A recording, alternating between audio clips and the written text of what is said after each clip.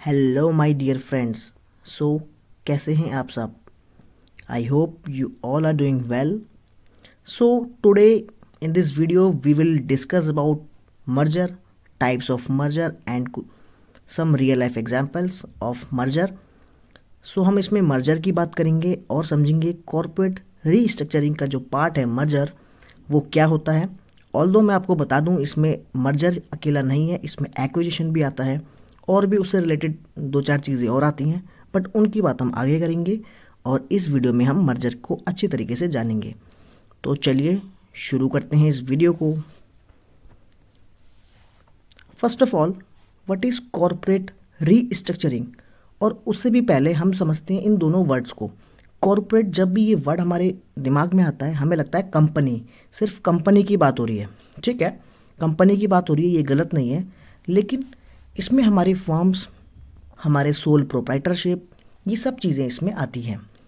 साथ ही साथ रीस्ट्रक्चरिंग का मतलब है पहले से एक स्ट्रक्चर होता है, हर कंपनी का, हर एंटिटी का एक स्ट्रक्चर होता है, जैसे कि उसकी कुछ एसेट्स होगी, कुछ कैपिटल होगी, कुछ लाइबिलिटीज़ होगी, कुछ उसके शेयर होल्डर्स होंगे, कुछ उसके बोर्ड ऑफ डायरेक्टर्स होंगे। तो ये सब क्या है? ये सब एक स्ट्रक्चर का पार्ट है।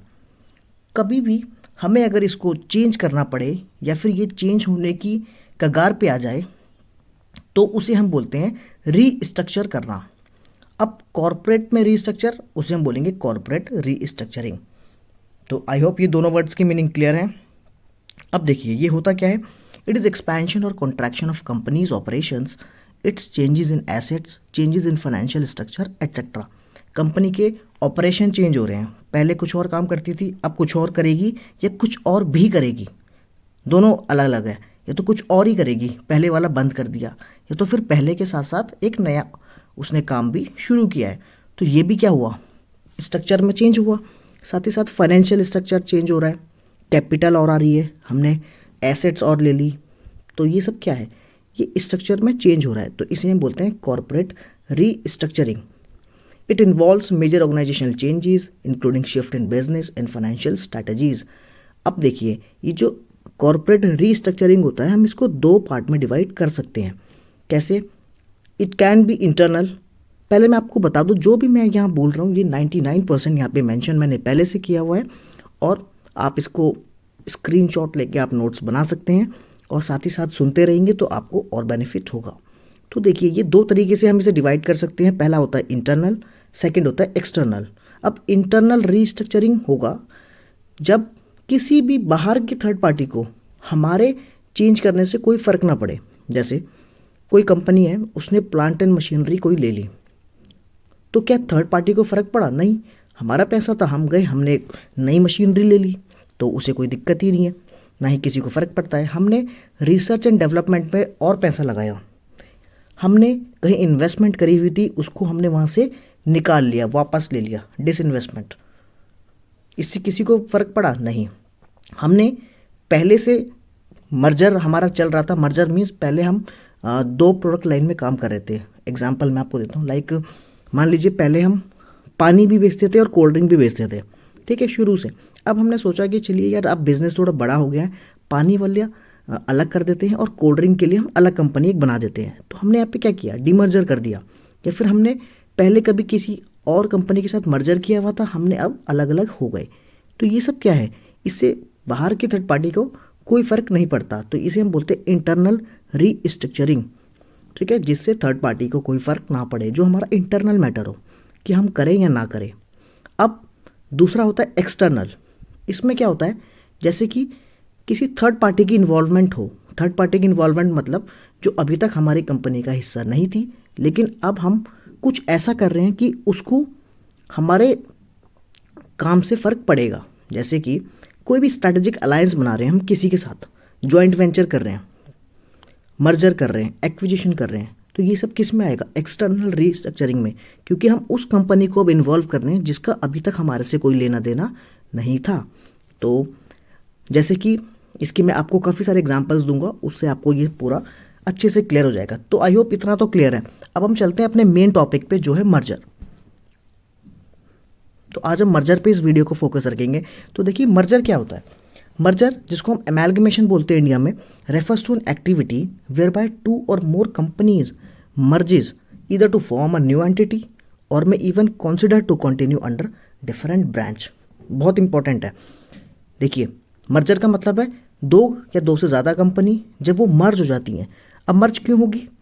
Either to form a new entity, या तो वो नई एंटिटी बना ले, या तो मर्ज होने के बाद भी वो अलग अलग काम करती रहे। मतलब जनरल पब्लिक को नहीं पता चलेगा कि ये अब मर्ज हुई है कि नहीं। वो जैसे पहले काम कर रही थी वैसे ही करती रहेंगी, लेकिन वो इंटरनली मर्ज हो चुकी होंगी, तो इसे भी मर्जर बोलेंगे। साथ ही साथ दोनों मिलकर एक नई कंपनी बना ले, उसे भी मर्जर बोलेंगे। तो merger either to form a new entity or may even consider to continue under different branch. Examples देखिए, 4 एग्जाम्पल्स हैं बहुत बढ़िया। जैसे कोटक प्लस आईएनजी, पहले ये दोनों अलग अलग कंपनीज होती थी, ये मिलके एक नई बन गई कोटक आईएनजी। सेकंड, सब जानते हैं वोडाफोन प्लस आइडिया, वोडाफोन अलग था, आइडिया अलग था, अब दोनों मिलके इन्होंने नई एंटिटी बना ली, उसे हम बोलते हैं वीआई। तो कंपनी जनरल पब्लिक के लिए भी चेंज हो गई और वैसे भी वो मर्ज हो गई। इन दोनों फर्स्ट 2 एग्जाम्पल्स में। अब थर्ड एग्जाम्पल देखिए,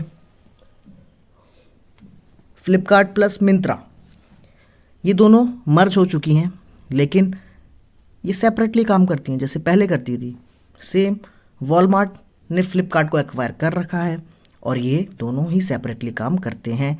तो मर्जर में ये सारी चीज़ें आती हैं, चाहे वो अलग नाम से नई एंटिटी बना ले, चाहे वो सेम अलग अलग तरीके से काम करते रहें। तो ये होता है हमारा मर्जर। अब देखते हैं टाइप्स ऑफ मर्जर। मर्जर के कुछ इंपॉर्टेंट टाइप्स हैं जो कि मैं आज आपके साथ डिस्कस करूंगा। First of all, horizontal merger पहले हम पढ़ेंगे फिर इसको समझेंगे। देखिए, horizontal merger is a merger of companies from the same industry and at similar stage.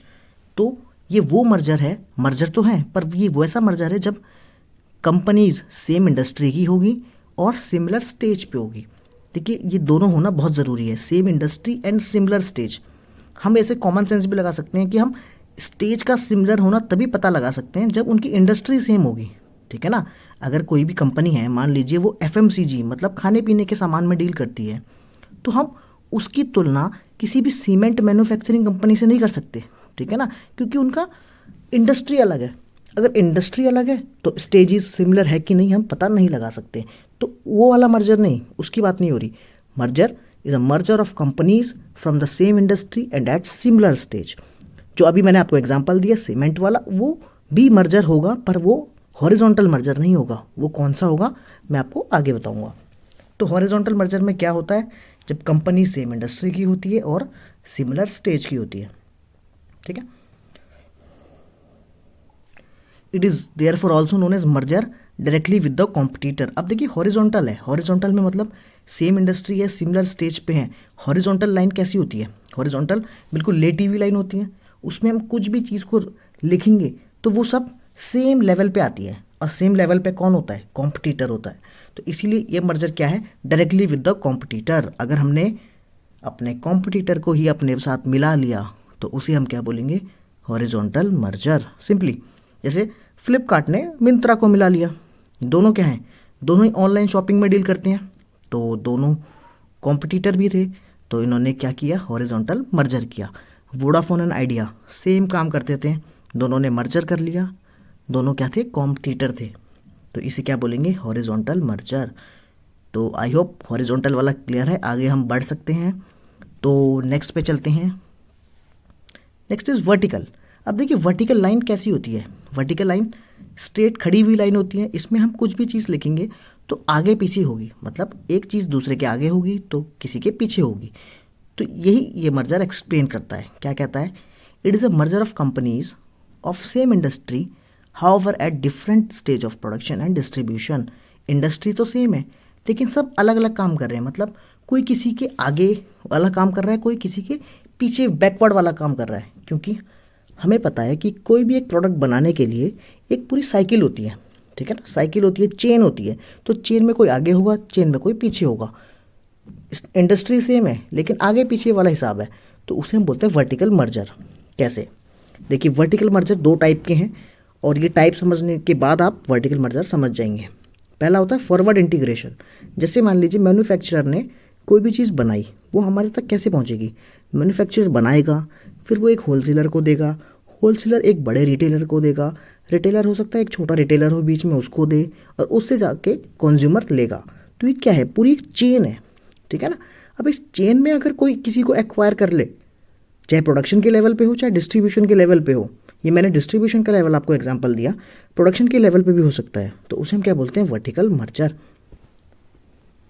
जैसे देखिए फॉरवर्ड इंटीग्रेशन, अगर कोई मैंने कंपनी एक्वायर्ड इट्स रिटेलर्स, अगर कोई कंपनी अपने से फॉरवर्ड वाले को मतलब आगे वाले को, आगे मतलब कंज्यूमर के पहुंचने के लिए जो हेल्प कर रहा है, जैसे कि फ्लिपकार्ट ने एक्वायर किया पेमेंट्स बैंक लाइक मोबीक्विक।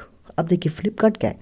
वो फ्लिपकार्ट हमें कुछ प्रोडक्ट दिखा रहा है, एक सोर्स है, ठीक है। मोबीक्विक क्या है?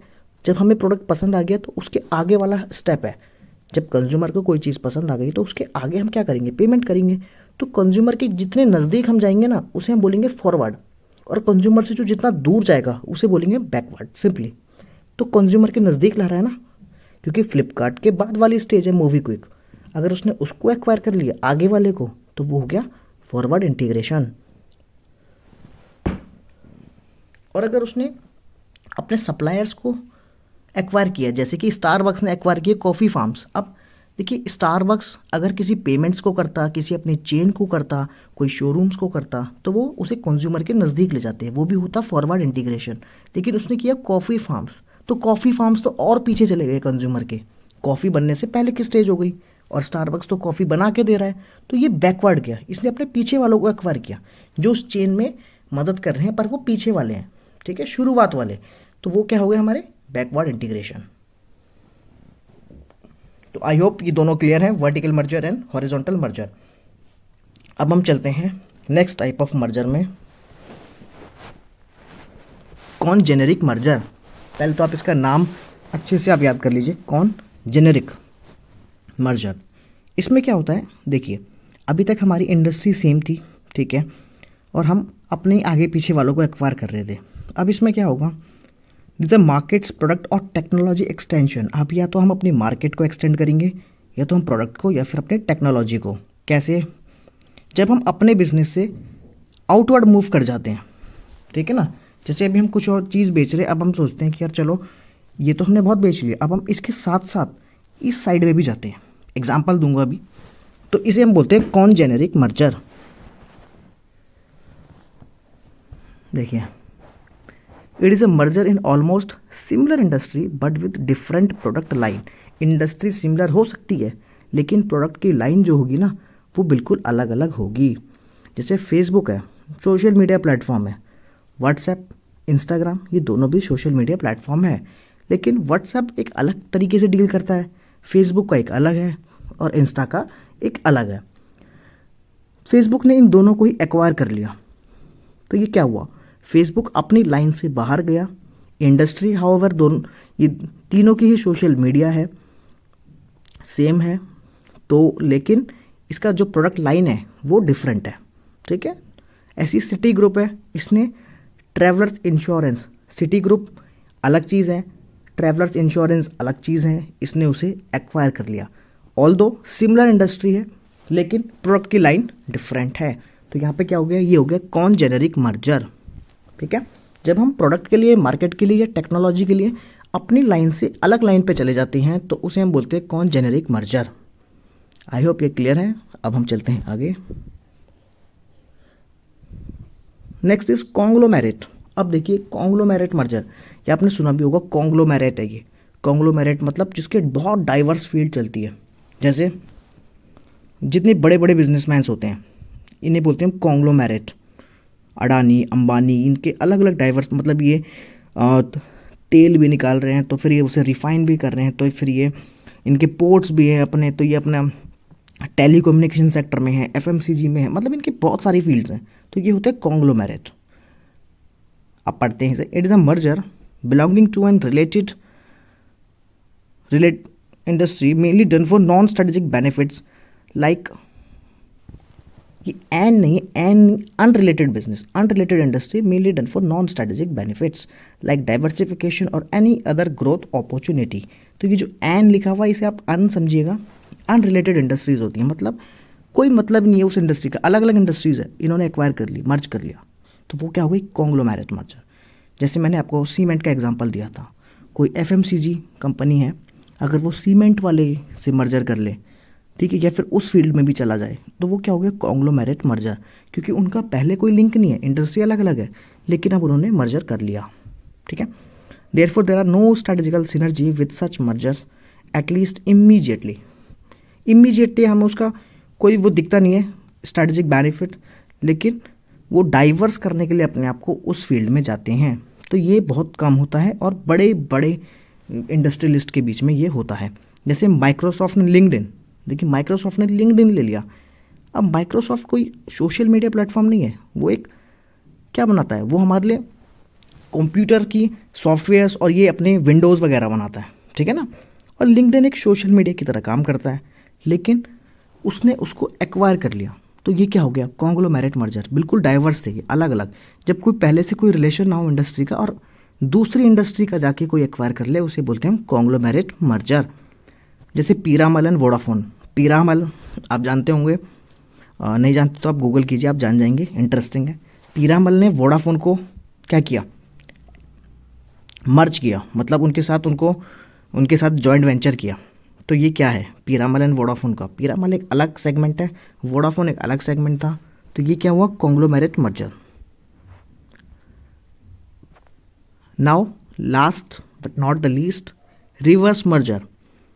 फिर large company is being acquired or taken over by a small company. अब देखिए क्या, आपको थोड़ा अजीब लगेगा कि एक लार्ज कंपनी को एक्वायर कर रही है एक स्मॉल कंपनी, ऐसा भी हो सकता है क्या? हाँ जी, हो सकता है। और जब ये ऐसा होगा तो उसे हम बोलेंगे रिवर्स मर्जर। अब देखिए ऐसा कब होता है, it is mostly done in the case of reviving sick units. अब कोई बड़ी यूनिट थी, वो सिक हो गई। सिक मीन्स आप समझते हैं, सिक को जनरल वर्ड में हम क्या बोलते हैं, बीमार। तो कंपनी कब बीमार होती है, जब उसकी लाइबिलिटीज़ बढ़ जाती है, एसेट्स कम हो जाती है, अपने डेट वो पे कर नहीं पाती, तो उसे बोलते हैं हम सिक यूनिट्स। अब सिक यूनिट को अगर रिवाइव करना है, तो कोई छोटी भी है ना, उससे छोटी कंपनी अगर वो उसको एक्वायर कर ले, वो मर्ज कर ले अपने में, तो वो दोबारा से चल पड़ेगी, क्योंकि उसके पास पैसा है छोटी वाली के पास। ऑल्दो वो छोटी है, लेकिन पैसा तो है, उसकी पोजीशन स्ट्रांग है। तो इससे क्या होता है, इसे हम बोलते हैं रिवर्स मर्जर। रिवर्स हो गया भाई, ये तो बिल्कुल उलट ही हो गया, और हो भी रहा है उलट, छोटी वाली ने बड़ी वाली को एक्वायर कर लिया, तो इसे हम बोलते हैं रिवर्स मर्जर। ऐसा हो चुका है, टाटा स्टील ने एक्वायर किया था कोरस को। ये जितने एग्जाम्पल मैंने आपको दिए सब रियल लाइफ एग्जाम्पल्स हैं, आप इसे गूगल में चेक कर सकते हैं और भी इसके बारे में डिटेल पढ़ सकते हैं कि कब हुआ, कैसे हुआ। तो टाटा स्टील ने एक्वायर किया था कोरस को, और कोरस एक बहुत ही बड़ी स्टील मैन्युफैक्चरिंग कंपनी थी, लेकिन टाटा उसके सामने काफ़ी छोटी थी, टाटा ने उसे एक्वायर किया, तो ये क्या हो गया, हमारा रिवर्स मर्जर। ऑल्सो इसके बारे में एक और बात, रिवर्स सिर्फ इतना नहीं होता, एक और चीज़ होती है इसमें, वरना private company takes over a publicly listed company. कभी कभी होता है प्राइवेट कंपनी ने पब्लिक कंपनी को एक्वायर कर लिया, ठीक है, it is called reverse merger. But this type of merger is not allowed in India. India में ऐसा नहीं होता है। इंडिया में क्या होता है, अगर कोई सरकारी कंपनी को बेचना है प्राइवेट को, तो हम उसे डिसइन्वेस्टमेंट बोलते हैं। जैसे अभी एयर इंडिया के साथ हुआ कि गवर्नमेंट ने उसे टाटा ग्रुप को दे दिया, ठीक है, दे दिया मतलब बेच दिया एक तरीके से, तो उसे हम इस तरीके से लेते हैं रिवर्स मर्जर। ऑल्दो हम इसे डायरेक्टली नहीं बोलते कि एयर इंडिया ने जाके खरीद लिया या टाटा ने जाके खरीद लिया एयर इंडिया को सरकार से, ऐसा नहीं होता, वो सरकार की मर्जी से उन्होंने बेचा है। बात तो सेम ही है, लेकिन घुमा फिरा के हम ऐसे इस तरीके से बोलते हैं इंडिया में। तो ये होता है हमारा रिवर्स मर्जर। आई होप आपको ये सारे मर्जर समझ में आ गए होंगे, और वीडियो को शेयर कीजिए, चैनल को सब्सक्राइब कीजिए, लाइक कीजिए। Thank you so much, bye bye.